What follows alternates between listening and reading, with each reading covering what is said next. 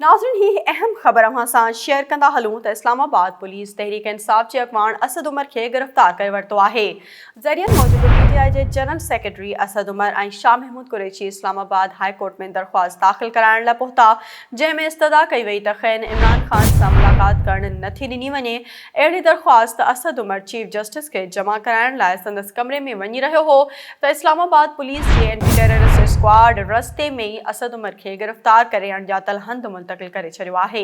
ये अहम ख़बर अवां सां हिकु भेरो ॿीहर शेयर कंदा हलूं त ज़रियनि मूजिबि PTI जे जनरल सेक्रेटरी असद उमर ऐं शाह महमूद कुरैशी इस्लामाबाद हाई कोर्ट में दरख़्वास्त दाख़िल कराइण लाइ पहुता, जंहिंमें इस्तदा कई वई त खेनि इमरान ख़ान सां मुलाक़ात करणु नथी ॾिनी वञे। अहिड़ी दरख़्वास्त असद उमर चीफ जस्टिस खे जमा कराइण लाइ संदसि कमरे में वञी रहियो हो त इस्लामाबाद पुलिस जे एंटी टेररिस्ट स्क्वाड रस्ते में ई असद उमर खे गिरफ़्तार करे अणॼातल हंधि मुंतक़िल करे छॾियो आहे। शेयर कंदा हलूं त